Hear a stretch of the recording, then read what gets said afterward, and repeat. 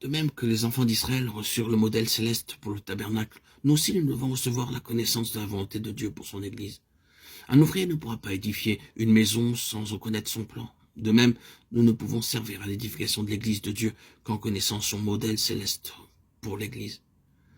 C'est pourquoi il est nécessaire que nous soyons remplis de la connaissance de la volonté de Dieu. Un jour, les frères du Seigneur vinrent le voir. Ils envoyèrent un message pour lui annoncer que ses frères et sa mère étaient venus pour le voir. Ils avaient voulu manifester leur importance en faisant proclamer leur relation avec Jésus. Mais le Seigneur Jésus répondit, « Qui est ma mère? Qui sont mes frères ?» Puis étendant la main sur ses disciples, il dit, « Voici ma mère et mes frères, car quiconque fait la volonté de mon Père, qui est dans les cieux, celui-là est mon frère et ma sœur et ma mère. » Matthieu 12, 48 à 50. Voulez-vous construire la maison de Dieu? Alors il est nécessaire que vous sachiez comment trouver la volonté de Dieu et aussi être désireux de l'accomplir. Beaucoup d'entre nous dépensent leur argent comme ils veulent et font leurs propres plans pour leurs vacances, leurs loisirs. Si je veux que ma vie soit pleinement bénie, je dois savoir comment trouver la volonté de Dieu pour tous les détails concernant ma vie.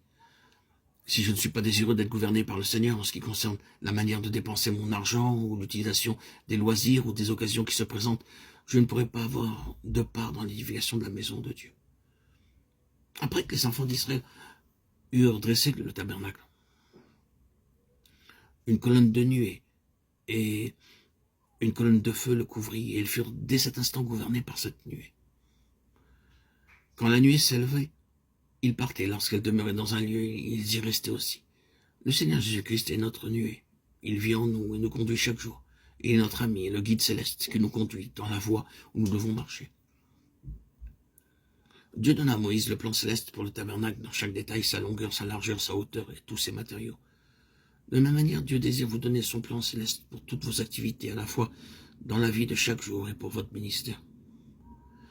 Si vous désirez être contrôlé par le Seigneur, il doit demeurer en vous, œuvrer à travers vous, et vous révéler sa gloire pour vous. Deuxièmement, avant de pouvoir apporter une offrande au Seigneur, avant de pouvoir lui construire un sanctuaire, vous devez en tout premier lieu être lavé par le sang de Christ. Autrement, vous n'aurez aucune part dans la maison de Dieu.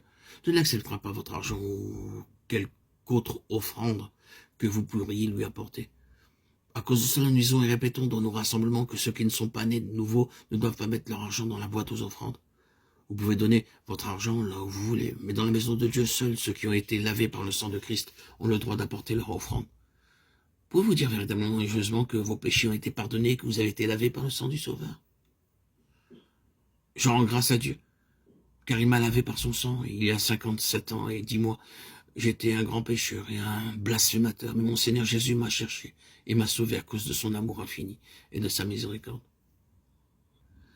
Lorsque la reine Élisabeth visita l'Inde, plusieurs édifices dans différentes villes furent préparés pour son séjour. Elle ne resta que très peu de jours dans chacun de ces édifices. Et cependant, chaque édifice fut préparé très soigneusement, car il devait être digne de sa majesté la reine d'Angleterre. Combien plus la maison de Dieu devrait-elle être une demeure digne pour notre Seigneur?